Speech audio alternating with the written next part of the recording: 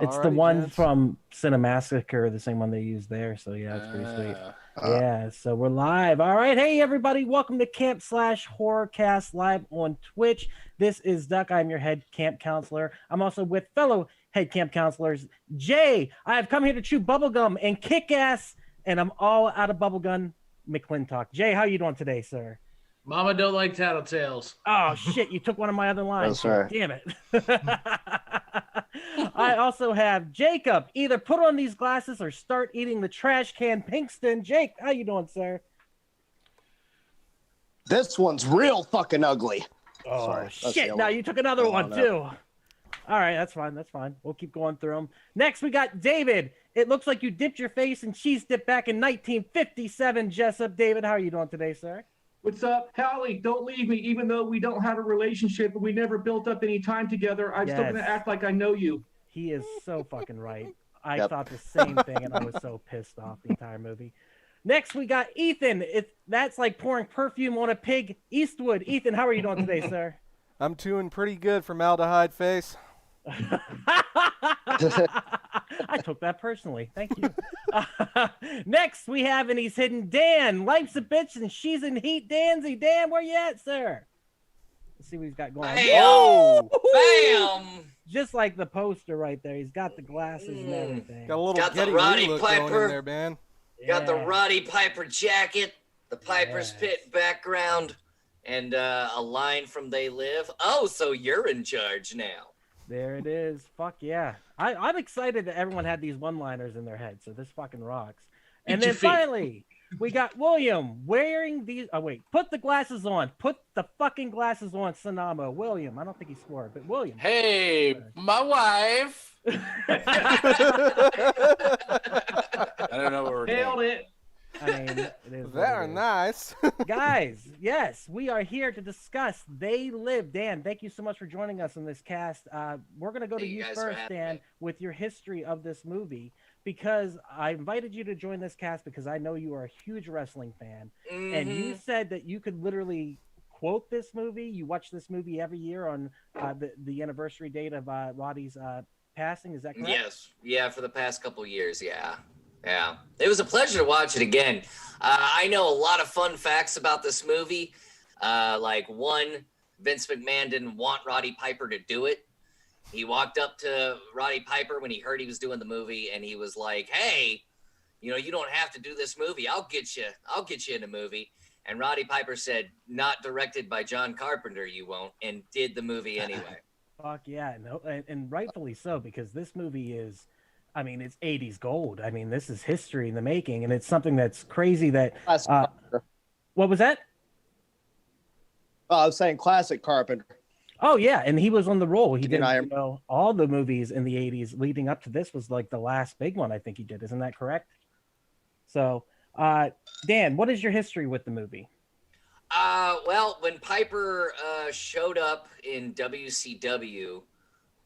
my brother was just like, "Hey, that's the dude from They Live," and I was like, "They Live," and my brother showed it to me when I was a little kid, and I hated horror movies back then. I didn't like anything that made me scared, you know. So like horror movies and pussy were just totally we're just totally not existent. And can I say pussy? Am I allowed to say that? You can say cunt if you want. I don't care. You say what you want. Okay. Thought I just broke a rule. Hell no. We say pussy. We say it all. So you can say it, you just can't show it. Yeah. Well, unless you're Duck and you accidentally show some titties on the thing. Accidentally 6 or 7 times. Yeah. Allegedly. Let me just turn off the video since I can't show pussy. Okay. Allegedly. So this movie holds a special place in your heart. Is that correct? Because of the legend of the man himself. I mean, yeah, and also it's just a really fucking good movie. It's like the Bill Hicks of horror movies, you know? It's just a lot of social commentary that matched a lot of Bill Hicks's material and everything. Like if you look at it if you watch it from a comedian standpoint, you see a lot of like Bill Hicks jokes in there, basically. But yeah, I mean, I don't even consider it a horror movie. It's just a movie about basically consumerism, you know, and the power of consumerism and shit. That's what makes me love it. What was that, Jake? So that's the real horror. That's the real horror, yeah. I mean, this movie definitely sticks with you. Will, I can see you down there chomping at the bits. You're not a fan of this movie, I take it? What's your history with it? Here we go. Let's see. I saw it when I was maybe a teenager. It's just not good. It's not a good movie. It's first off, it's not a horror movie at all. I don't know why we're watching it on Camp/Horrorcast. It's a thinly veiled action movie with a fake sci-fi thing written over the top of it. I get it. I like the way the aliens or whatever they are look, but the social commentary is so on the nose and like not clever at all. And it's just filled with fucking Evil Dead one-liners that are just bad. It's just bad writing. And I do not like it. And I see Dan, we're getting ready. I see him. The battle of the ages. It's not a good movie. It's an hour of buildup for a 6-minute fight. That's what it is. I have my own theory on what it's a build up towards, but I want to get to Ethan, who chose this movie. Ethan, you've never seen this before, correct? Nope. Making me feel real good about my pick there, Uncle Will. Yeah. I forgot. I fight you for 6 related. minutes and 34 seconds. I've kind of just always seen clips of this off and on throughout my childhood. I think my parents watched it every now and then when it was on TV or something like that. And I will disagree with Will. These aliens freak me the fuck out.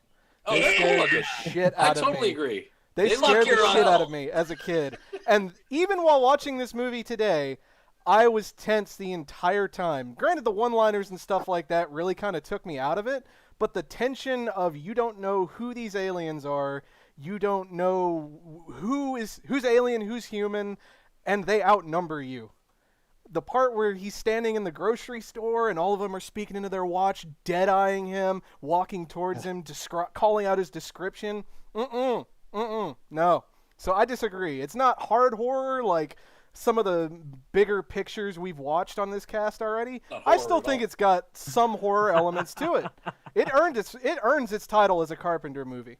It's got some cool creatures. Suck it, Uncle Will. We're cousins. Dan, you can come back anytime you like. Jake, what's your history with the movie?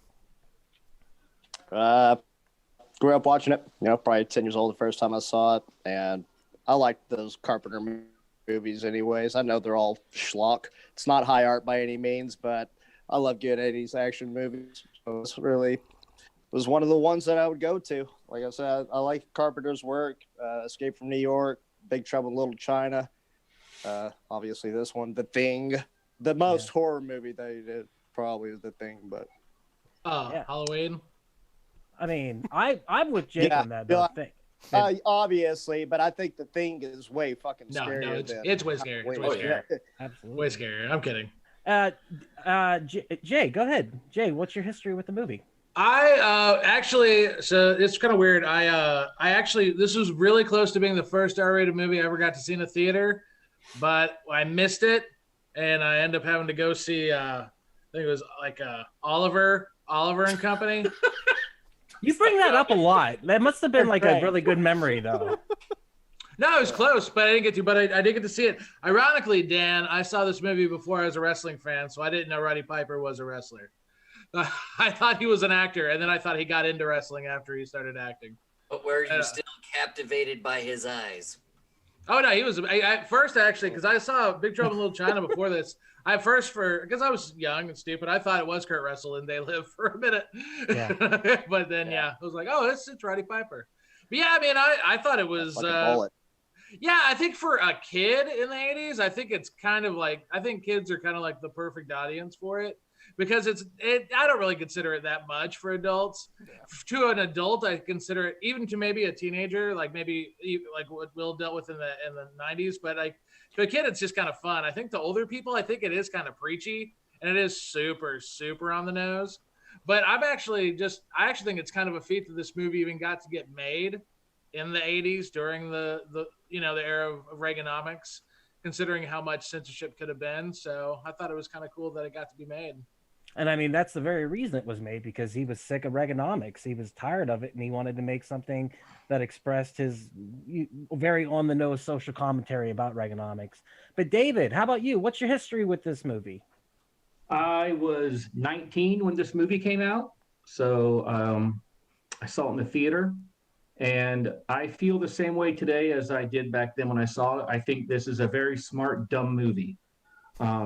It is a very dumb movie, but it's also got some smart layers to it. I love the social commentary. I love the fight scene, but man, there are so many stupid parts of this movie. There's some. I don't. John Carpenter is so. I've got such a weird love-hate relationship with him. Like, I love some of his films, but I absolutely hate some of his other ones. I think The Thing is probably one of the greatest horror sci-fi movies ever made, hands down. But because of the failure of The Thing at the box office, he was never really allowed to have a huge budget and a big picture deal after that, because that movie failed so much. And I would love to see that They Live if it would have been done with a bigger budget. And you know, and I mean, no offense to your wrestling fans, but you know, Kurt Russell in this role would have been fantastic. Don't you think it's the same? It's the exact same story with just, you know, a political statement. What story is that? The Thing and this. No, I don't, because I think the big thing about this story is the idea of seeing beyond the veil. I think that's huge, and being able to see what everything is really saying to you.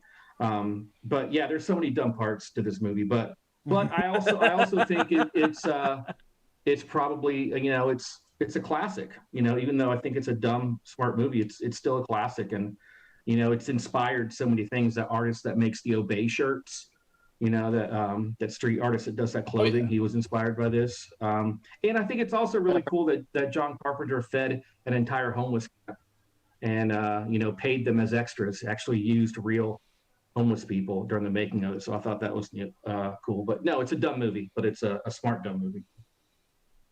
Roddy Piper's fine, but he has two emotions. He's perplexed or he's in pain. That's the only acting that he was able to actually do. Yeah. I mean, he's a wrestler. He's a wrestler. Did I upset you at some point this week, Will? No, not at all. Why are you attacking my heart? I'm not attacking you. See, I have a theory. I have a theory as to how Roddy Piper actually got cast in this movie. I just have my own theory after like kind of like surveilling the wrestling scene. Like in the mid 80s, Mr. T and Hulk Hogan were like the two most marketed individuals in the world. Mm-hmm. And Vince McMahon put all of his stock in this one pay-per-view called WrestleMania. And if it failed, he was not going to have a company anymore. But the good guys are only one part of it. And so he chose this loudmouth Canadian guy named Roddy Piper. And Roddy Piper literally squared off against these two marketing mega giants. And he didn't really like attack him like a lot of like wrestling storylines go. He wasn't like, I'm going for your belt, Hogan. He basically just told them both that he wasn't that impressed with them. And they managed to get years of storylines out of that. So he was anti-establishment in his other career. And so I think it kind of helped kind of give him kind of a baseline for this.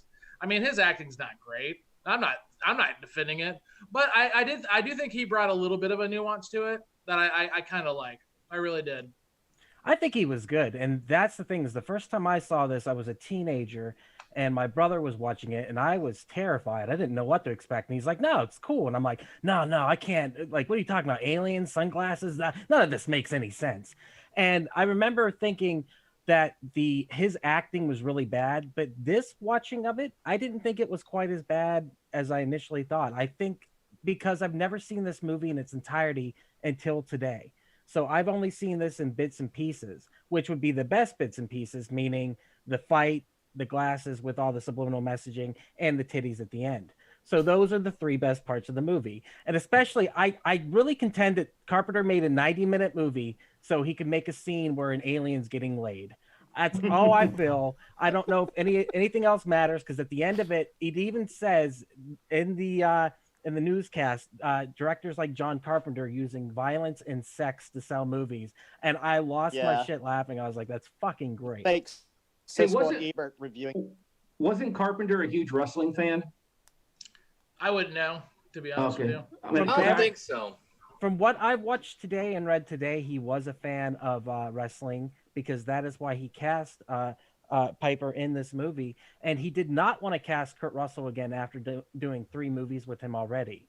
So he was like, I need to change it up. And Piper had a lot of influence on this movie because they based this on a short story Ethan sent us all earlier, which I did read, and it's pretty darn close. Yeah, I'm sorry, Dan. It's only I did not get this short story. Okay, well, you can look it up. I found it online with just like a 2-minute Google search. It's a short story. Just tell me, it's a short story. it's the fucking movie. The guy gets hypnosis, and when he wakes up, he can see aliens among us. There so we go. There's no sunglasses or anything. Either way, it's called 8 o'clock in the morning. It's by Ray Nelson, and it predates this movie by about 25 years or so. And they copied a lot over from it. Hey, even the guy's name, what was it? George Nada. Nada. I want to say, yeah. And the one thing they never named in the movies is I don't think anywhere they gave a name to the alien creatures. Where in the short story they did, they called them Fascinators. Something like that. Fascinators, or if you pronounce it, Fascinators. That's fine. I don't know. I did Fascinators. He stole his punchline, man. He was building up to that. And you're just like, Fascinators! I'm a terrible audience member. I apologize. I got super excited because when I read it in the short story, I was like, Fascinators! It was a good short story. It was really good, and it's the same thing. It reflects a lot of that social commentary of media and marketing and all these things control your lives and your existence. And it did it in 6 pages. Yeah. There's also a graphic novel they did too, which is I looked it up and it had some cool. It looked really, really cool. Yes, the graphic novel was named Nada, and then Roddy Piper thought, is it Roddy or Rowdy? What do I keep saying? It's Rowdy. Roddy. It's Rowdy. You can call him Roddy. You can call him Rowdy. If you want to get his Christian name is Manuel. Manuel had said he thought this was based on an actual mockumentary that was made in the 70s. I can't remember what the name of it was, but basically it was a documentary about how consumerism was destroying us and how the commercials and TV had convinced, or through subliminal messaging, had convinced this woman to buy dog food, and she didn't have a dog until the day he died. He contested that this was a real documentary. Oh yeah, I know what you're talking about. Yeah, it was something project, right? It was the Brunswick Project. Brunswick Project. Brunswick. That's what. Yeah, it looked real. It looked legit. But even though it was fake, it was telling the truth. Yes. I mean, that's the one thing about this movie that's always stuck with me. Whenever he looks at the money and it says, "This is your God," yeah, that has always stuck with me. So good. Yeah, right on the nose. Yes. And who would have thought the internet would have made it worse? Yeah. But we're probably going to be seeing a change in that soon. With that said, let's talk about the movie a little bit. David, you brought up earlier that the movie begins with a homeless, encampment, and that was a real homeless encampment that he paid for 3 weeks so that they had payment just or they so had money. Could bulldoze it in the film. Yeah, they had to make it authentic. Damn. Right. It had to be authentic. Right. I never even thought of that. Dude, they weren't union. Believe it, that shit. Hey, can I pay you to just mow over all of your shit? I don't think he was feeding him. I think he was basically giving him like a 3-week warning, like, hey, you might want to. Yeah. You're getting out of here for cinematography, my friend. I heard the food down in Sacramento is like really good, and you should really check it out. He's speaking in code because he can't legally say what he's going to do to their homes. Like, you guys might want to be out of here at 3:00 Thursday. Unless y'all really want to be part of this movie, like in a way that you did not see coming. He didn't even give him a warning. They just came in with the bulldozer. And like the sheer fear on all their faces, and like Carpenter's like, you cannot, you can't buy this. You can't buy this. This is gold. Hobo Tears. He's got one of those old Hobo Tears should be the name of the sequel to They Live. I mean, but he is a drifter, and he's supposed to be an everyman, and that the actual what was cool is the behind the scenes of it is Carpenter never came up with a backstory for the character Nada. Actually, the character's name is supposed to have a name, but I guess it is John. But basically, he went to Piper and he said, listen, you come up with the backstory. That'll be it. And you're the only one who needs to know it. So he took that to his grave with him, R.I.P. But he came up with an extensive backstory. He did the work that a lot of actors do.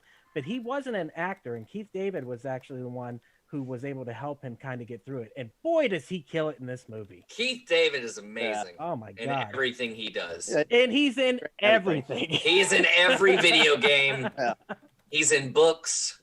I believe I saw him on a hieroglyphic from Egypt. Yep. He is in everything. What's the greatest Keith David line of all time? The fries line from Men at My Work. wife. Nope. From Requiem for a Dream. Well, it ain't gonna blow itself. Oh, yeah. Shit. Right. Ass. Well, Actually, just took a dark turn. well, it ain't gonna blow itself. I'm Keith David. Not to be the actually guy, but what he actually said was, I didn't take it out for air. Oh, Yeah. okay. Well, I guess I've just been Bernstein Baird myself. Maybe you read the novelization. Yeah. It was the graphic novel. It was the flip book version.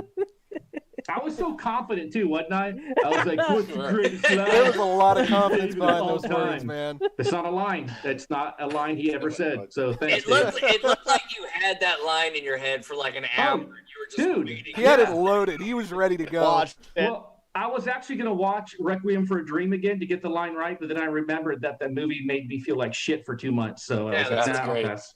That's what that movie does. That's a horror movie. Yeah. Fuck yeah, it is. Ass to ass. Will was so It salty about the is. fact that this wasn't a horror movie. I mean, think, honestly, I think They Live is like Whataburger. Like if you grew up with it, you don't know how mediocre it really is. Bro, Yeah. I can put that on the tag. I didn't come on this podcast to be insulted, and all I have been is insulted. we will It's a take turns now sci-fi movie, insulting right? Dan. It's just sci-fi. It's not horror. It's sci-fi. It's Yeah, definitely right? it's It definitely is- sci-fi. It is Yeah. listed as sci-fi It's- horror. It's thin sci-fi, even at that. There's But- fucking aliens. You can't get more sci-fi than that. Yeah, I disagree. It's definitely not thin sci-fi. It's just not very good sci-fi. It's thin horror, if anything. It's Starting definitely to turn them sci-fi. around. They're starting to come to my side. Well, I just want to know what the budget was on the effect of the guy disappearing when he would touch his Apple Watch, because that effect was amazing. Holy shit! That was literally cut. All right, go to your trailer. And And the sound effect was like from 1963 Star Trek. Well, you know, Jake did bring up the Thing earlier too, and there's something about the effects work in the Thing versus the effects work here. While the design of the aliens is highly iconic, and I think it's based upon the mutant from This Island Earth. I don't know if you guys have ever seen that. Oh yeah. But I think it's based upon that. But Very other than geek. that, the masks don't seem to work. It's very, it's very yeah, weird. It was the same guy. It was actually the guy who did Stunt the coordinator. choreography for this. Yeah, the stunt work for the fight scene. Who was the guy who wore it over and over and over again. But Wow. is it scary? Is the question. I think when I was a kid, it was. I think that the design terrified me. Somebody said earlier the blank-eyed stare of the bug-like creatures, just the blankness, and it's iconic looking. And it's whenever you first see it, and the guy's like, "What's your problem?" Then he walks away and he turns and he looks back. There's something very creepy about seeing that dead-eyed face staring, that skull alien staring back at you. And I think it works. And the thing I didn't understand was, why was he so immediately racist against the fucking aliens? Because immediately he just went on like a, you know what I mean? Like he's just like, they're not us. And To just his went after credit, them. there is a whole bunch of propaganda around him saying, obey, go and produce children, stay asleep, money is your Yeah. god. You know, Well, that's yeah, probably yeah, not how there should by He sees you. that first before he sees the aliens, and then Yeah. you see the aliens. You're like, "Oh fuck, it's these people." Well, This is what it has to be. One commentary I've heard about the aliens themselves is that this is one of the few times where the aliens do not come across as like physically superior to the humans. Mm. As a matter of fact, like Right. some would even say that they're actually afraid of the humans that's why they have to disguise themselves, because they're actually quite weak. They go down pretty quick, and it's literally, as opposed to like The Thing or Alien, like they're not intimidating. They're not. And that's what's so fascinating about it is the way they control us is by money. That's how they know to get us. Like they're like, okay, we can't attack these people head on, but we can. It's like a perimeter defense. It's all up here. What were you saying, Jake? I was gonna say, whenever they put on the glasses, he even said it's like it gives you a high. So I was wondering how he was able to hear the sounds coming out of the TV, the different reports with just looking through glasses. But I guess it does something that affects their brains where they can catch on pretty quick what the fuck's going on. So, and then that thing that was spinning around saying sleep, Lindsay brought that up. She's like, "How can you hear that?" He was really tripping balls. Well, he shot it.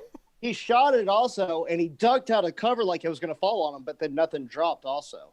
So I don't know what the fuck's going on. Tripping balls. I mean, but that is the other thing. He said that when you have the glasses on for a period of time, it is very much. He said it's like a drug. You know, it's all consuming. But like we don't realize, and I guess once again it's on the head. But like we are constantly bombarded by advertising. You know, even just looking around right now, I'm wearing Marvel. Jay's wearing Old Navy. Jake's got Baby Yoda. Ethan's got a hat on that says something. Lord only knows. Death Row Records right there. That's what I'm saying. We are constantly hit with advertising to the point where we are numb to it. So to see it so on the head, it really does affect you in the same sense. What are you thinking, Ethan? I'm laughing that you couldn't read my hat. I can't read it, dude. Can anyone else read it? No. Dream hack. Yeah. Thank you. Well, I have Nate. Yeah. But that's the thing is like I always wear clothing that advertises nerdy shit, but you know it's just one of those things that I've gotten used to it. You know, I like doing that, but we are constantly advertising. We are constantly throwing up the drugs that feed the addiction, especially of our nerdism. Go ahead, Ethan. We got a question from one of our viewers right now. Exterminate 1022 wants to know, Dan Danzy, are you wearing pants? I am wearing pants. I am. Yeah, you fucking confess it once during your stream, and then everybody's gonna ask you if you're wearing pants. There was like a couple times when I was streaming where I wasn't wearing pants because I figured, well, why the fuck not? You know? Yeah. I admitted it one time. I think I'd rather just take your word on that one for now. I've actually got some cool, like Captain America, Falcon tight pants on. I swear to God, I do. I'll show it. No, that's fine. I gotta get like a step stool though. I gotta get a step stool and climb on it so you can see the pants. So yeah, about this movie, I'm trying to steer it back, but from everyone who's not wearing pants on here, which I guarantee no one want to admit to it, but like it might be me. But here's the thing: this movie, is it good? When Will said it's so on the nose, I have to kind of agree with him that all of the messaging is so on the nose, and then everything else is just him going on a rampage for 60 minutes, which I don't quite understand the motivation of the rampage, even though you guys kind of explained it to me. I guess I'm just used to consuming. So why is there a love interest in this movie out of nowhere too? Is this because this movie needs a case of the not gays? Is that what's going on? Go ahead, Dan. I rewatched that last night because I remembered there being a love interest or whatever, and I don't think it's so much of a love interest as it is. She has a lot of layers to her. She basically What movie did you watch? From a writing standpoint, it wasn't portrayed well in the movie. No. But like she wants Roddy Piper to be the savior of the world and stuff. But it seemed from her character she'd been let down before, and she was just so like fuck it about it that, you know, she backstabs Roddy Piper and everything because, you know, she ultimately thinks the aliens are going to win anyhow. But she wants Roddy Piper to be that figure and everything. But, you know. Can y'all think of any movie? Can y'all think of any movie where Meg Foster actually had a love interest in it? No.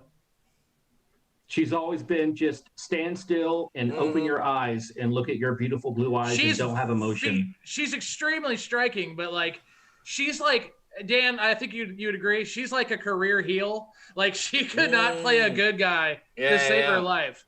Evil Lynn, and He-Man. Perfect. Yeah, perfect. Girl. Perfect. But yeah, like I thought her casting was the worst because she's so cold. She's not warm at all. She's she's the bad guy. There's no shock when she screws him over at the end. She's working for him. Fucking window. They gave her superhuman strength. Also, that was fucking hilarious. A cool shot. That shot, the camera above, it was like a taxi driver type of shot. It was really cool. Yeah, I really dug that. But like, I don't understand why he's running around at the end of the movie going, "Holly, we got to find Holly." It's like, who gives a fuck about Holly? It was like they cut out a half an hour of the two of them falling in love. Good point. Yeah. Because all of a sudden they had this relationship where he felt the need to find her, and I'm like, why? It was very confusing. So what I see from it is like he always looks for Holly at that part because like the time before they're talking at like the little homeless encampment or the little meeting between the rebel, and then boom, they get attacked, they explode, and that's the last he sees of her. And he's already gone on this psychotic rampage and shit, but now he cares about something because it was just right in front of him. So that's why I think he's looking for Holly to make sure she's not dead, to go to the TV station, all that shit. I've always thought it was based on the fact that, yeah, he likes her, but they also just like blew up together. Yeah, she hit him in the back of the fucking head and threw him out a window. Why does he like her? That's old shit. No. That's that old shit. Because, man. He's bringing up the past. That's like, no, like he's a really tough guy and he met his match. I get it. Oh, and by the way, how does nobody recognize him at the end when he's wearing the exact same fucking clothes he's been wearing this entire rampage? And he's in that giant room. Maybe he was the new Brawny guy. Maybe that's what they thought. By the way, nice ass, Roddy. Very tight ass. Very tight. One of the best asses in wrestling. And like I said in the chat, this is just a allegory on forbidden interracial man love because the two of them were definitely fucking. Oh, dude, they were playing gay chicken this entire fucking movie. One room. I mean, that's why they had her, so that this movie would have a case of the not gays. And other than that, like it's like obviously there was something going on. Why would he follow him around? Why would why would these two characters, like there's a moment when the camp is getting attacked and he goes, "Frank," and I'm like, right there, gay chicken. They're playing it right there. Like it's that scene I sent you guys where Roddy when he says hey, there's a place that has showers and Roddy's got his shirt off and he just stares at him. He stares at him and just throws his hands through his hair. I mean, I am not shitting you when I tell you Lindsay walked in and said, "Are you watching gay porn?" Like that is. And there was no judgment. She was just like, "I just need to know, it's fine. I just want to know." And I was like, "No, it's a sci-fi movie." And she was like, "Okay, well, it looks like gay porn." I was like, okay. Well, and then on top of that, he kind of creeps on Frank to this homeless shelter. He follows him without saying a fucking word. Oh yeah, that was creepy. What the fuck, dude? And he turns around. "Why are you following me?" "Because I want to know where you're going before I trust you." Some shit like that. He did the construction site tap underneath the stall where he's like, "Hey, there's a homeless encampment down the road. Do you want to come join me down there?" And so, but yeah, the love interest makes no sense, and it totally fucks him over in the end.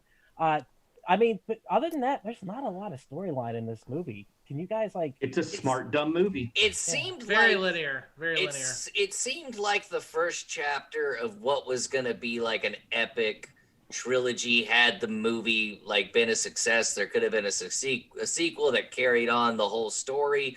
Kind of like when you see Cloverfield, and then you're just like, "Oh, that's cool," and then more Cloverfields come out, and you're like, "Why?" Someone agreed with me. But that's what it felt like to me. It felt like the first chapter of a much greater story, and it just never got made because it wasn't popular enough. I was wondering if this movie is V. Remember V? From back in the day? I know V. Oh, the TV show? Yeah. V came out before. Yeah. V is a much better version of this, I think. V is like... V was a TV series. I think if They Live got that many episodes to kind of flesh it out, I think it could have been as good as V.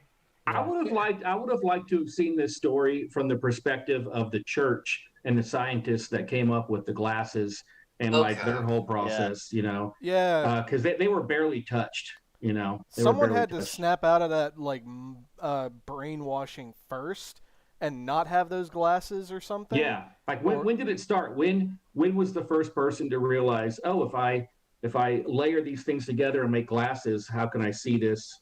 You know, I would have liked to have seen that story too. Did you guys notice Jason Robards the third in this movie? Who's that?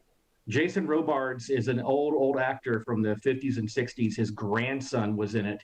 He was the homeless guy with the daughter in the homeless camp. So, Will, help me out. You're the other old guy in the cast. Do you remember Jason Robards? He's like, dude, I ain't never. Will's just like, I hate this fucking movie. Yeah, he's the guy from The Day After, right? The Day After. There you go. I'm confused that you just said you want more of this movie. It's an interesting world, though. That's the story I would have liked. It's an Outer Limits episode at best. Oh yeah, totally. Yeah, it does have an Outer Limits. Would not disagree at all. Yeah. I'm with Dan on this one, man. It's an interesting world. I like the aliens. I want to see more of what they're doing kind of behind the scenes. I want to see what the Resistance did building up to the sunglasses, the contacts, all that stuff. And this is only in like LA or whatever city they're in here. What's going on in the rest of the world? Because this is global, not just one small city. Show me what else is going on. That's why it felt like there were going to be sequels to me after. This could have been a TV show for sure. Yeah, and I mean, by the way, it is funny that the smallest gun brought down the entire alien race at the very end when he shot that tiny little gun into that laser box. Jake had to dip. He's got audio issues going on his side. Okay. So he had to dip. Sorry. But yeah, what were we saying? I'm sorry, David. Go ahead. I was just saying that it was funny how the tiniest gun ever brought down the entire alien invasion. Oh, dude, the fact that they were pulling guns out of everywhere was cracking me up. And when he grabbed the gun out of the fucking police car and I was like, get it, right on. And when he goes into we got to talk about into a bank. We opened it up by saying the most epic line of this movie, but we've got to say it again. It's I've come. What is the line? Shoot, now I'm here to chew bubble gum and kick ass, and I'm all out of bubble gum. There it is. Boom. I mean, ripped it off. That was a Roddy Piper line, right? And that that was an ad lib line. Yeah, Dazed and Confused ripped it off a few years later. Duke Nukem did in the 90s. Yep. I used it, definitely. And it's one of those things where it makes no sense in the context of the movie why he would say that. I ain't seen actually, a fun fact, the best place to chew gum, banks. I don't know if y'all know that. If you don't know that, that's your fault. I mean, but he goes into that bank and he just starts tearing the place up. And that's why I was like, what is with this guy? He's just on an alien murdering rampage, man. He is awake. He can see. Did you notice, though? Did you notice before that happened, the background noise, people kept, I get the TV and stuff, they kept on talking about people going on murder rampages and robbing banks. Did you guys catch that? Yeah. No, I did not. Subliminal messaging. See, I was missing it while watching the movie. But Piper didn't take any money. That's the thing. Like, he just killed everybody and just left the vault. I was like, well, no, hold on. It is your god. Go get it. Like, free shit. I mean, I like the scene before that too, where they're showing just like how integrated it is. Like the aliens are getting their hair did, and they're in the shopping center grabbing some apples and shit like that, and just like everything. I absolutely fucking love that. But also, it was showing little ways, the different ways that they were being promoted or they were getting extra money or stuff like that. And then at the end, when you have the guy who was part of the encampment, and then he was wearing a fucking suit and tie. He was one of their higher ranking people. Are you talking about George Buck Flower? John Carpenter Mainstay? Mm-hmm. He became a senator at the end. It was very weird. Is that what it was? No. I literally didn't know what was going on. I was like, maybe he was. He's a U.S. congressman now. Yeah. The amount this movie has so many ridiculous, so lucky to be there. Like the fact that he runs into Meg Foster, who happens to work at the cable place. The fact that they run into their homeless camp buddy in the tunnels so he can show them around. The amount of luck that has to play into this is another reason why this is a really dumb movie.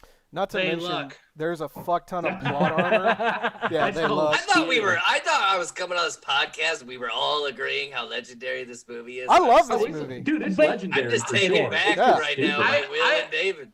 I seriously think. Here's the thing. I think every single one of you guys is right. Like this is the first time Finally, where somebody said it. everybody's opinion of this movie is right. It's a classic. Yep. It's shitty Outer Limits episode. Yep. Got it. Yeah. Like it's like, yeah, I can't disagree with any of y'all. You can't say you didn't enjoy yourself watching the movie, you know. Will? I can say that, yeah. Yeah. Yep.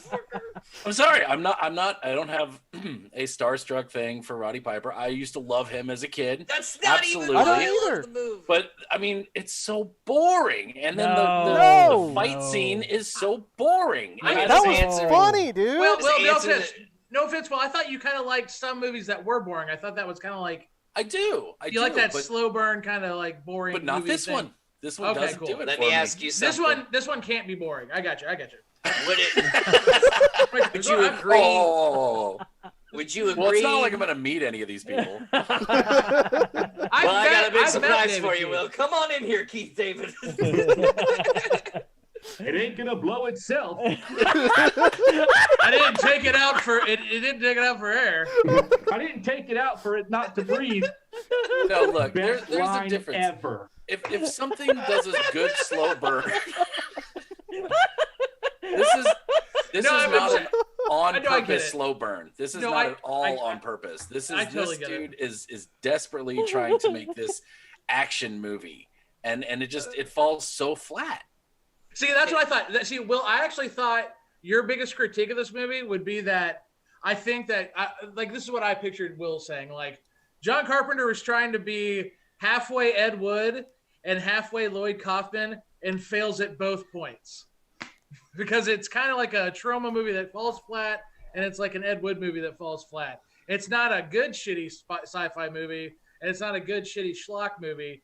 And so it is middle of the road. yeah, so it never really hits the zenith for you. Yeah. Would it Hey, have been? do you guys know the wrestling movie that Roddy Rowdy was offered to not do this movie? No holds barred. Yep. Mm-hmm. Yeah, but he already did Body Slam, which was amazing, where he was quick Rick Roberts with Dirk Benedict. So, So I mean, what is his claim to fame other than this movie? Like he was just an epic wrestler. I wrestler? don't know Hell anything comes about to Frogtown. to most Big people, personality. It's to always most people, sunny in Philadelphia. he is considered the greatest talker in wrestling history, better than The Rock ever was.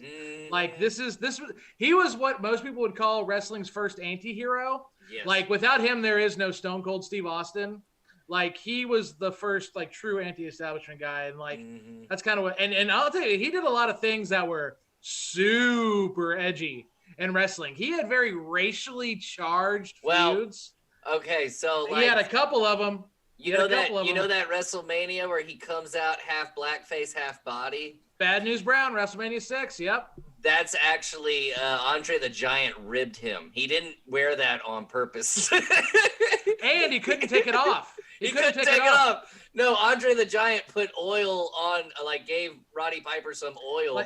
Like primer. He knew it was gonna, yeah. that he knew the blackface stuff would stay on. So Andre the Giant wanted him to go out there looking like an asshole.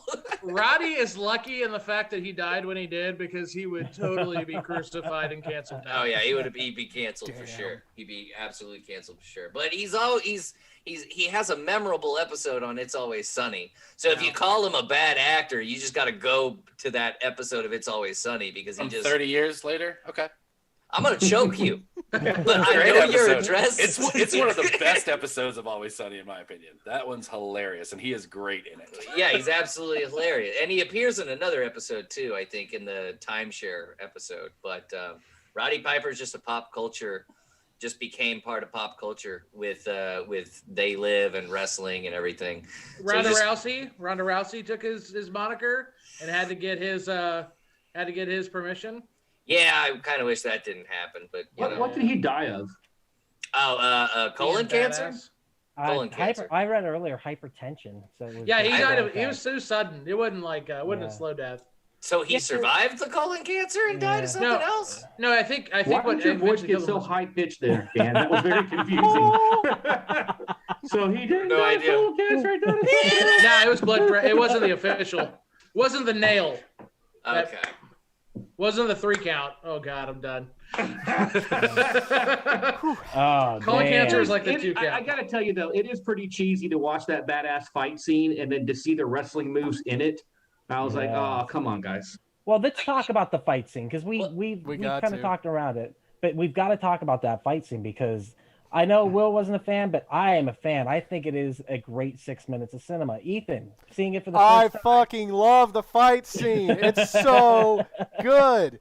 It psychs you out at least 2 or 3 times. They're sitting there just talking, huffing, puffing, covered in blood and bruises. And then Roddy will throw another punch. Or Frank will just come and tackle him or something like that. And it just keeps going on and on and on. And it was just, I was dying of laughter the whole time. So if there's a battery drop moment, it's when he puts on the glasses. But the true battery drop of this movie is got to be the fight scene. And then after that, you just coast into the end of the movie. Yeah. I mean, my favorite battery drop scene is the one Ethan talked earlier where they're in the grocery store and they all take up their watches and they're staring at them. That, even watching it over the weekend, that still creeped me out. That's a super creepy scene. Right. But the thing about the fight scene was I loved how at the end when they're walking into the hotel, they're all bloody and swollen. And then like 2 scenes later, there's no, yeah, they're like fine. at all. Yeah, totally fine. Wait, what? That was quick. Do you think the intended purpose of that scene, Ethan, was to make you laugh? It shouldn't have been. Probably I'm not liking you today. It felt like they were actually very seriously trying to act and choreograph a fight scene that was supposed to be tense, but it did not have that effect whatsoever. It's fun. I don't know. I mean, I thought most people consider it to be one of the greatest fight scenes in movie history. They recreated it on South Park. Yeah. Well, no, but like it's a great fight scene, but it's like overkill. It's like yeah, it is overkill, but like I kind of like the fact that they kind of start fighting real dirty at the end. Yeah. So like when he starts racking him, which is a term you don't hear that often, but racking him. Yeah. But like that's the kind of stuff like in high school, like in middle school. I mean, did any of y'all ever get into fights in middle school? Yeah. Like you weren't supposed to go for the nuts, but if you thought you were going to lose, you went for the nuts. You tried. Yeah. Not in a gay chicken kind of way, but in a my best move fighting in high school was falling on the ground and rolling into a fetal position and peeing myself. That works all the time. Tried and true. And you know what? Talking about the fight scene, it just goes back to how dumb this movie is. Because if the only thing people talk about the movie is the fight scene, it's probably not a good movie. You know, this is probably the thing that only everyone's talking about is a cool fight scene.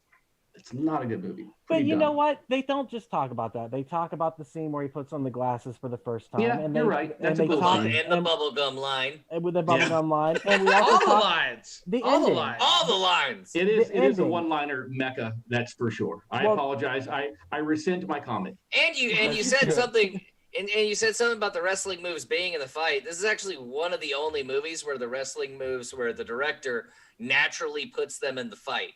So, like, there's a belly-to-back drop, but it only happens because Keith David kicks off the wall while Piper's holding him like that, and they fall back into a belly-to-back. If you watch, like, Blade, they're just, like, fucking doing wrestling moves. Like suplexes. Suplexes. It felt really nice.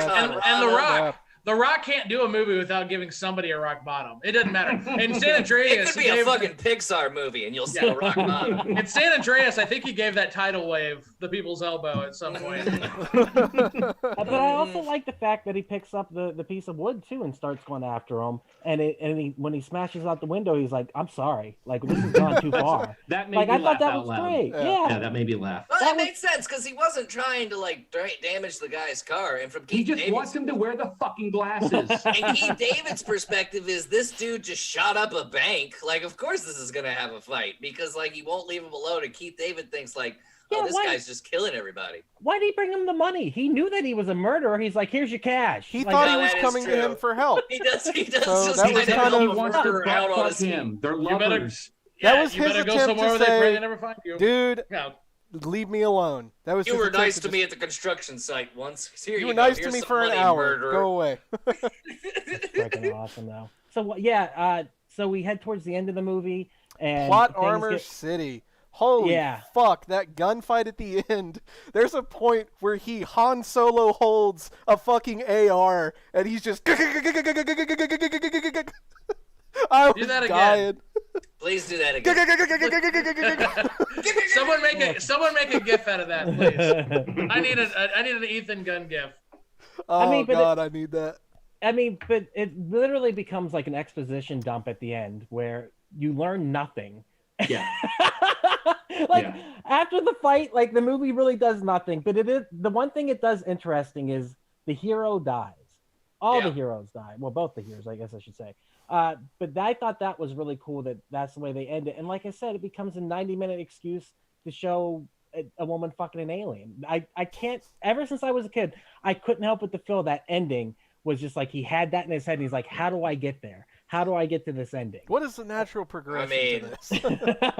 How do I make a 90-minute movie to tell the critics to go fuck themselves because I don't like anything I made, and so I can show off some titties and have them fuck like it just. That's why I always enjoyed the ending. It's the only ending where you get titties. Oh yeah, I mean I like the ending of the movie though because what happens afterwards? What does a TV series look like?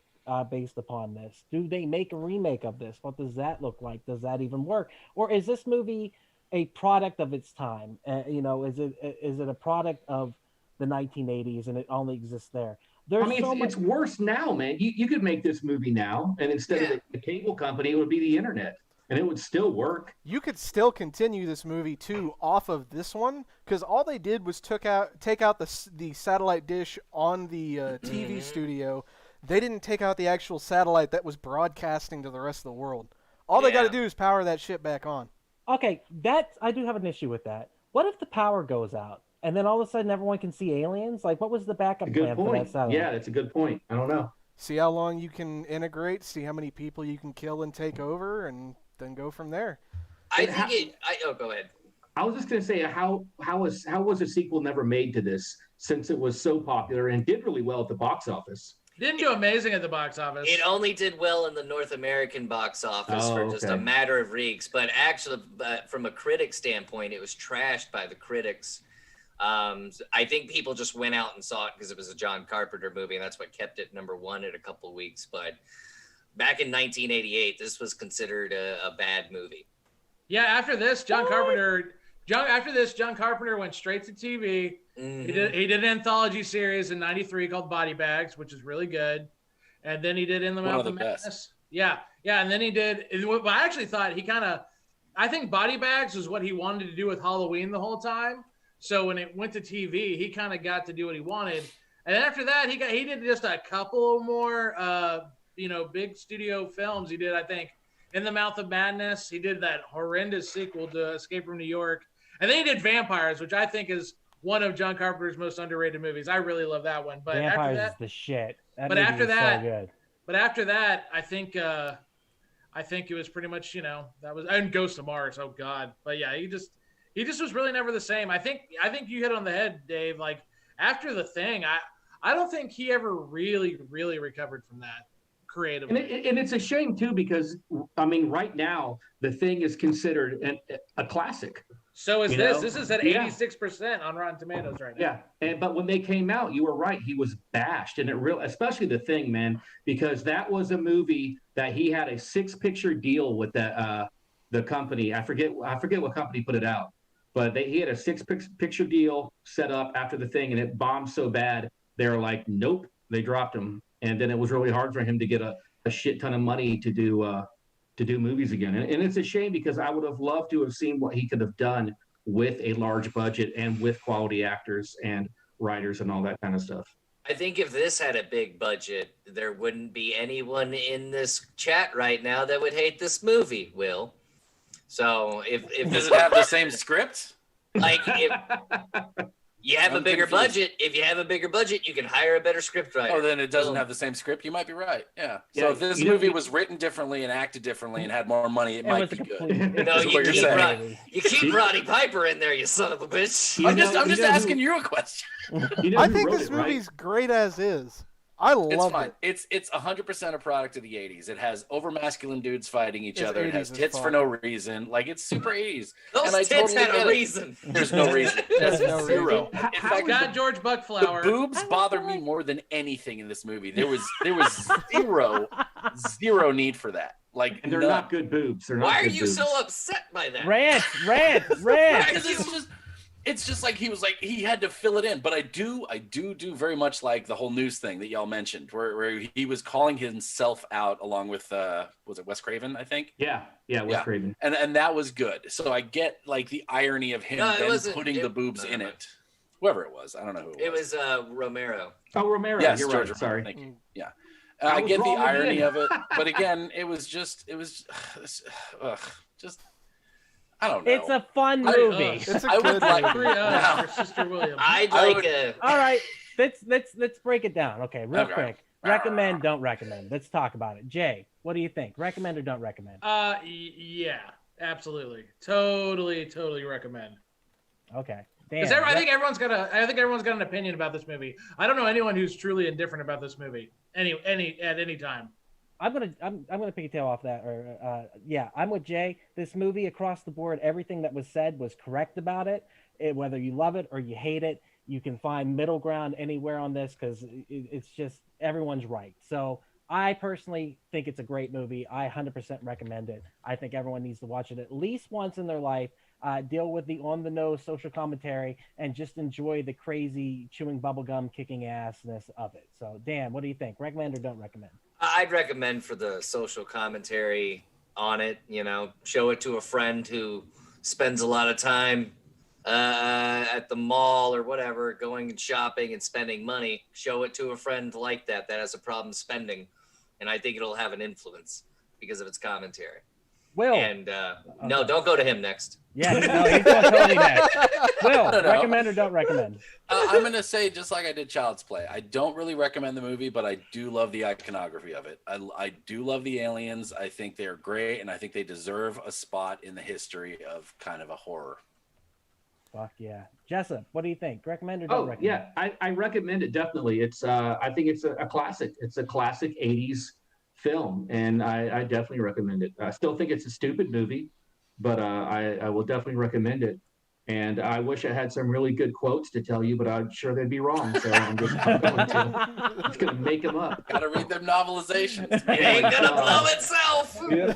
It's not going to blow itself if it doesn't take itself out of the shower. Oh, man, what an amazing line that was. By Keith David or David Keith. I'm here for shooting people and drinking milk. And I'm lactose intolerant. It's on my t-shirt. Ethan, fucking hate myself. It was your birthday pick.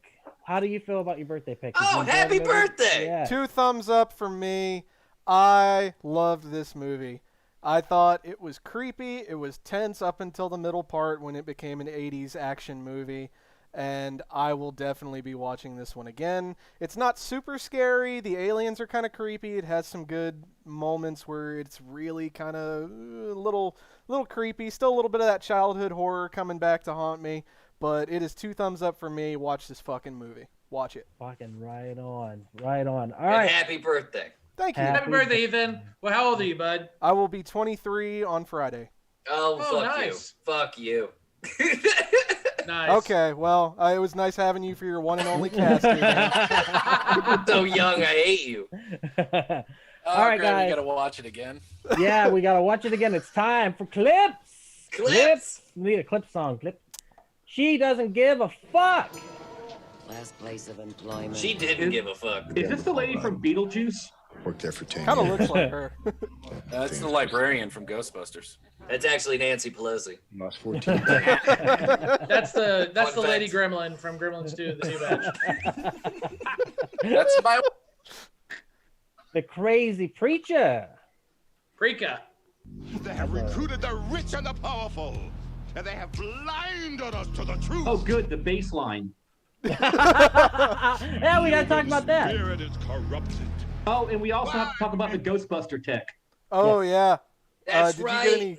Did you get any clips of the PKE detector? I did in not your get the PK. Oh, yeah. For The time PKE. constraints, I didn't put it Yeah, in there. they but were using David that thing said- like a fucking walkie-talkie, the aliens were. It had the I fucking was lights going and watching it. everything. I'm like, guys, have you not seen Ghostbusters? This is not how this works. But I thought he used it more of like an homage. I think it was just tongue in cheek. It did look. It kind of came off as he broke into the Ghostbusters prop box. Yeah. On the set, on the studio lot, and it was just like, let's use these. Oh, David, sweet! I found some Ghostbusters props behind this door that said Ghostbusters props. David, what is your issue with the baseline music of this movie? You hate it, you said. Oh yeah. I hate it because it's constant. And it's like it's blues for white people. You know, it is so white bluesy, and it's over and over and over again. But it's Dave, that's a Carpenter staple, man. You could say the same thing about Escape from New York. You could say the same thing about maybe not Halloween, but you could say the same thing about Big Trouble. And you could definitely say the same thing about In the Mouth of Madness. That's kind of like a Carpenter calling card. He uses the same track throughout his entire movie. Yeah, he writes two things, and it's like, soundtrack is done. Boom! Yeah. Which and he doesn't have to pay anyone. Which is why the thing is so great, because the soundtrack was by Ennio Morricone. Yeah. I kind of want to set this whole movie to the Seinfeld bass line and see how it would turn out. The preacher is probably the best actor in the movie, too. Oh, he's killing it. Of course, outside the limit of our sight, feeding off us, perched on top of us, from birth to death, are our owners. Our owners. They have us. They control us. They control us. Our masters. Wake up.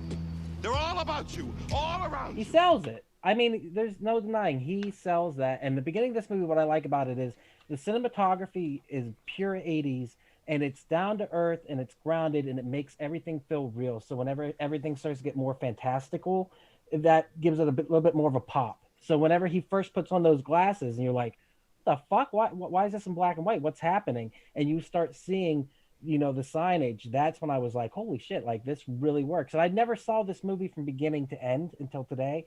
And so I was like, wow, that's really cool that he took the time to set up like a reality 30 minutes in before it starts hitting me with all the fantastical stuff. I thought that was pretty cool. Don't follow me. This is what Ethan said earlier. I don't like nobody following me unless I know why. Well, I don't join up with anybody till I see where he's going. Gay chicken. Yeah. You son of a bitch, I'm in. What does joining up with anybody mean? I never got that. Like, I'm not joining up with anybody. I think because he asked him to come join him at the homeless place. I think that's all. Oh, okay. Yeah, no, they were, like I said, construction site tapping on the floor is what that was. So that's 100%. I'll be right back. Gay chicken. Continue. Right, you will be dearly missed. The nails. Just to show one of the commercials here. Because of all the active things you do? Well, if you're ready for beautiful, natural looking, easy to That's ahead of its time right there. Jeez, baby. Just our impulses cannot be redirected. We are living in an Oh, my nails are gonna look like that. Ew. Sleep. Oh, goddamn hacker, that second damn night, that asshole. Goddamn hacker. I'm Wilford Brimley, and I have diabetes. They live, we sleep. I do like that they show that the making of the glasses here. I thought that was pretty cool. Looks like meth. That looks like meth. Yeah, This looks like Breaking Bad. Yeah, they're making some meth. Those sunglasses are made of meth. He doesn't Probably look found confused. some He just Breaking kinda Bad looks... props in the background. Yeah. That was when they broke down the Breaking Bad door. Right next to the Ghostbusters one. Well, yeah, they keep them side by side just in case. Yeah. Late night gay chicken. Why is he looking at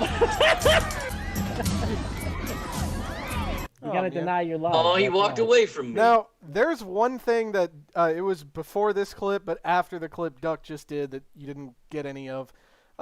When he takes the binoculars from one of the other guys in the camp, why is he using binoculars to spy on a church that's across the fucking street? Across the street. And he's sitting like on the sidewalk, just kind of. Yeah. He's not that far away. And he's there for 12 fucking hours at least. Like it was morning, he sees him go to the church, and he sits there, and then it's nightfall. He hides somewhere and looks at the church. He doesn't want them to No, look. He across wasn't He hidden, does not. dude. He was was out on in the front- fucking he was sidewalk. He was like out in the corner of the homeless pasture. He was In the sitting corner. leisurely, just I sitting could like not this. find better wording. The homeless pasture. I could not find. This is better where we wording. homegrown homeless people. It ain't much, but it's honest work. Mm-hmm. All right, Ethan saw this earlier and he agreed with me. Why did he pick up this guy just to toss him through the window? Poor Dana Carvey. Got you, buddy. He just wants to save somebody. That's all this movie is. He wants to be the hero. Yeah. What a jerk. Creepy baby doll. And what was up with that guy immediately going in with that family and then, like, cowering in fear, wrapped in each other's arms? He saved them. That's what cowards do. They hug each other in the corner? Absolutely. Okay, thank you for clarifying that, Dan. I'm just, hey, when I see my own, I analyze.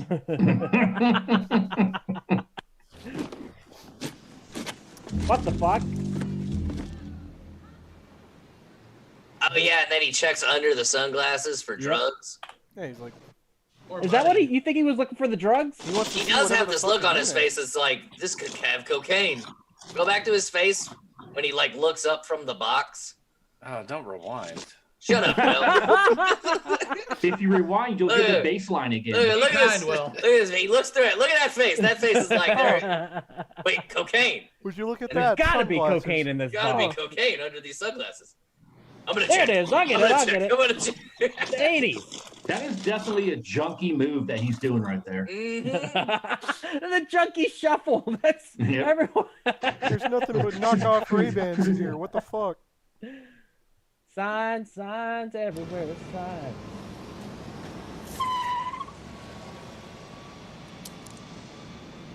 This is his best acting. That whole scene. It is a great I mean, scene. Removing the sunglasses? Yeah, he owns it, man. Fair enough. one ugly son of a bitch. What's your problem?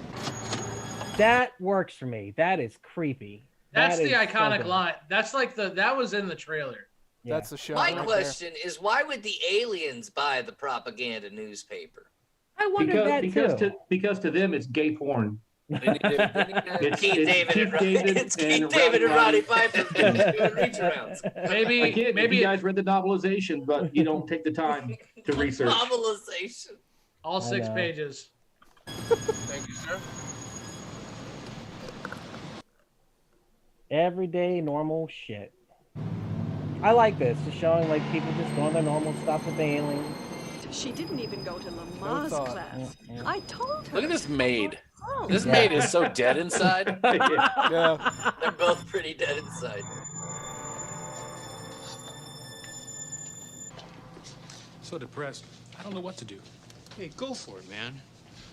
Really boils down to our There it ability is. to accept. We don't need pessimism. There are no limits. It figures it would be something like this. Our nation, our ideals of vision. Excuse me. Just survive.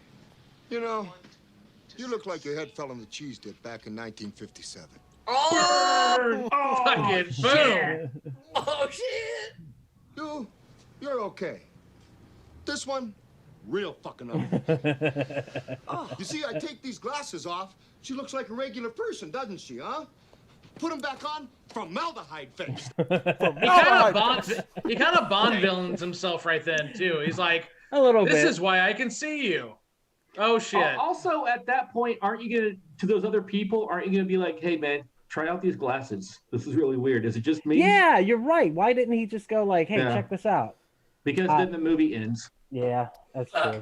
And everyone freaks out. The only thing I can kind of give to the credit of that is maybe there's something in that programming they're sending out that prevents you from wanting to see through the illusion, but even then they didn't explain anything like that, so It's ahead of its time because I've seen a white woman have that exact same rampage in a grocery store before. It's crazy how ahead of its time. I have come here to chew bubblegum and kick ass. And I'm all out of bubblegum. I don't know if that line even fits in the movie, but it's iconic. So there's one, if you really pay attention, like right after he says, "I'm all out of bubble gum," you can hear one guy in the background go, "Oh shit!" I know, that's why I kept it in. That's why He's serious now. We don't know what world that is. Bubblegum's probably a very important thing. Okay, she falls right on his dick. Watch this shit. And I mean, the way she acts is so weird anyhow. Oh, like, yeah! No, I saw this last night, too. Yeah. Woo! There it was. Oh, yeah. I love how her face when she gets up is like, why isn't there a dick in my mouth? Yeah. Keith David walks in at that point and goes, "It's not going to suck itself." Yes! That's not the line. My bad. It's a better line. Luke, I am your father, okay? This was the coolest. They're sending on TV sets. Bam! And that was the moment Roddy Piper was in love. Oh, yeah. They developed such a tight bond right there.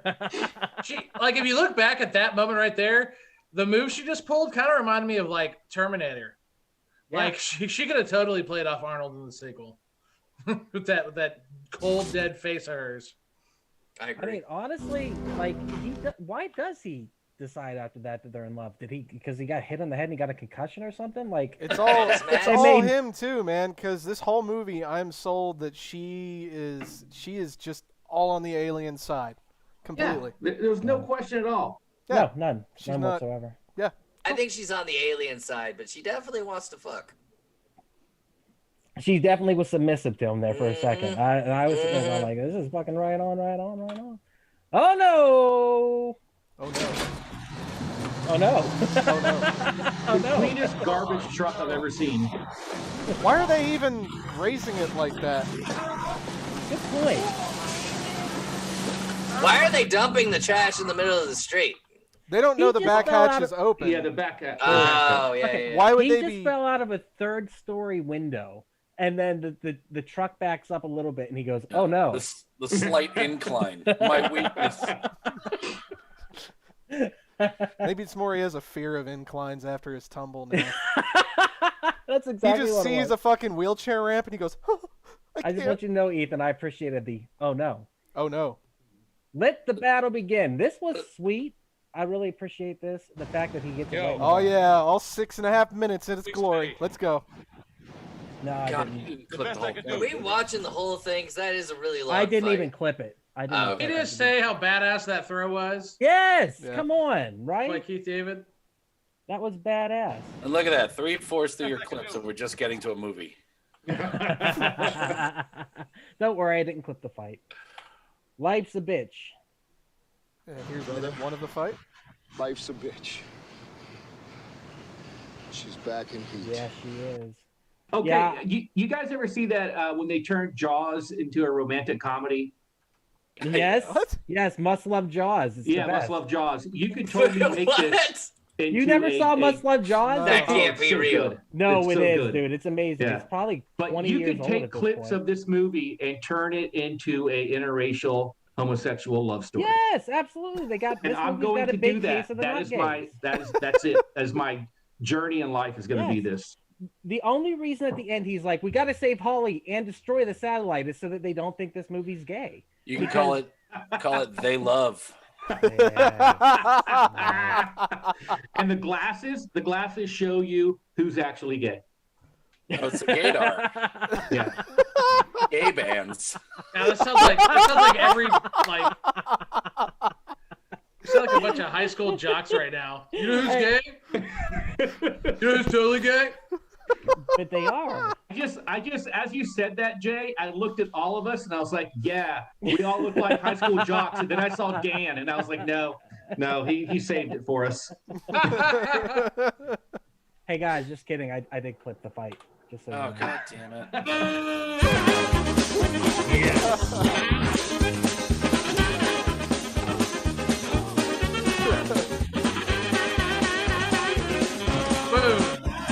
The kick off the wall, belly to back. Need a nuts. Was that okay, Will? I love that version. You missed the yakety sack for so This long. made me so happy because I was not expecting what happens in this scene. So I had to clip this. Where Ric Flair comes in. Chops him. Woo!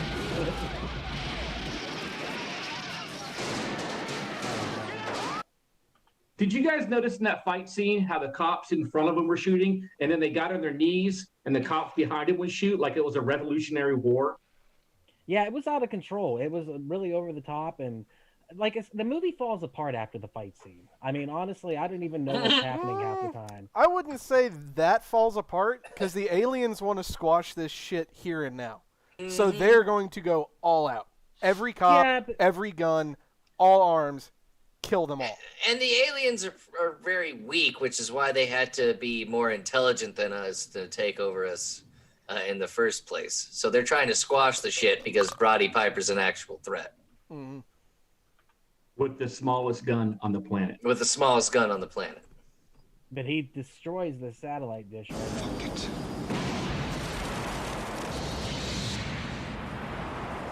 Looking like Patrick Swayze right there. He really does.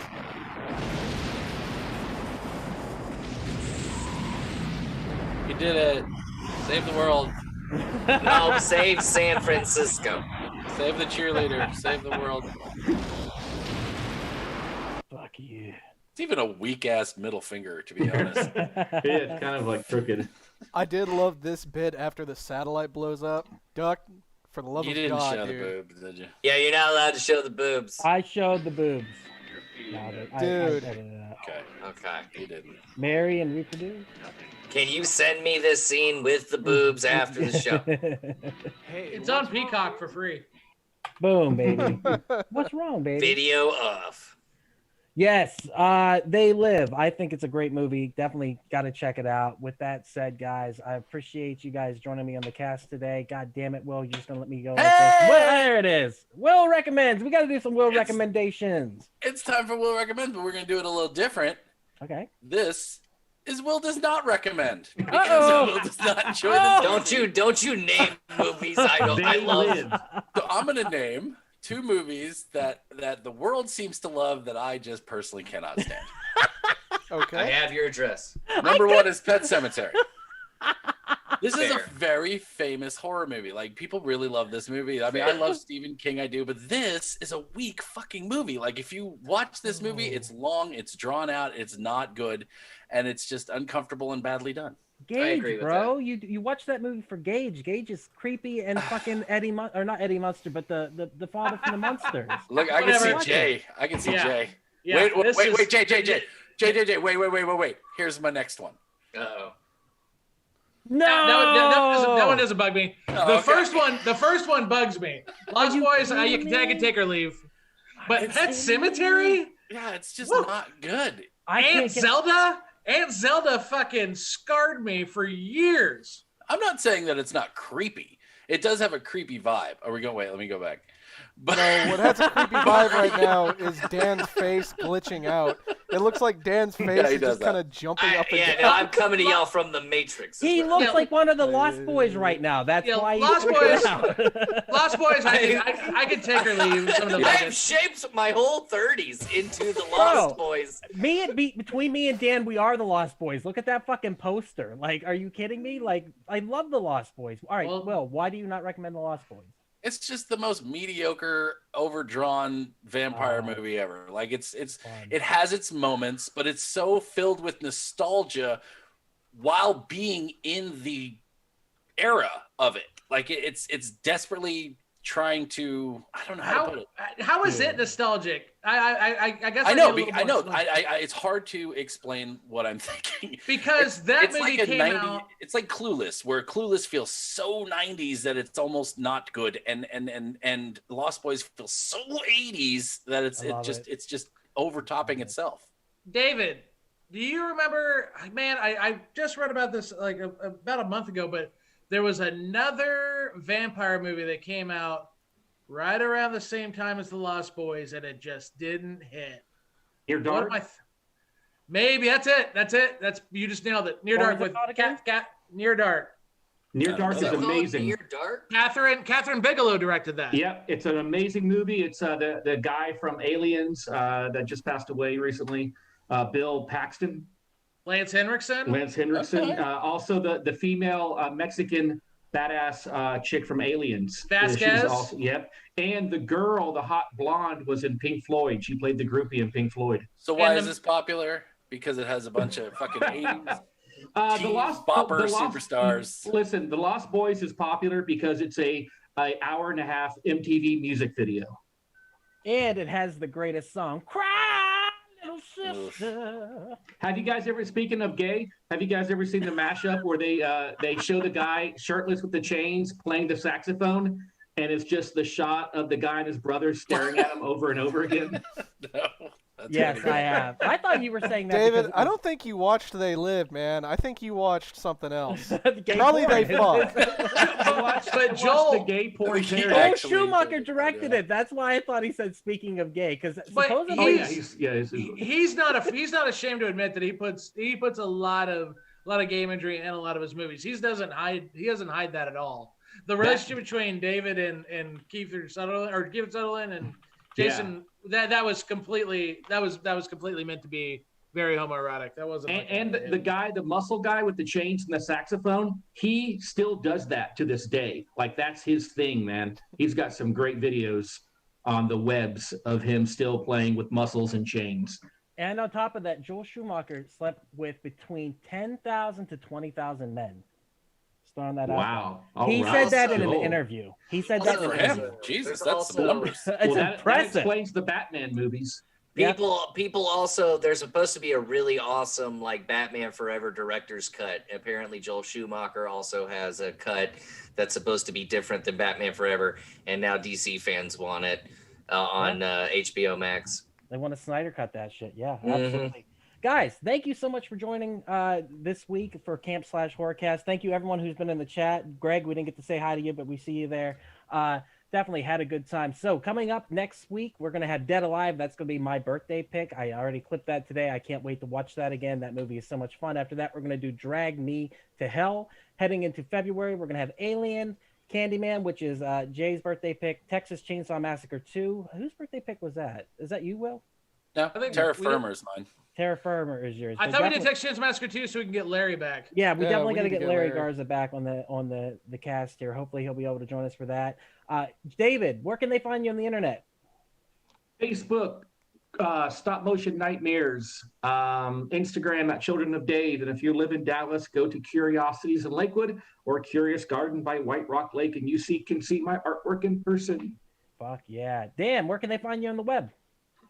You can see me on Twitch at twitch.tv/RedNebulaPictures. You can find me on Facebook, Twitter, and Instagram.